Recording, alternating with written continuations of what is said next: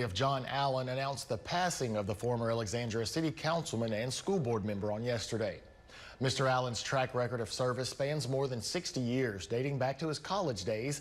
While attending the Tuskegee Institute, he began advocating for civil rights at the height of the civil rights movement, and before returning to Alexandria and leading the integration of Rapides Parish Schools.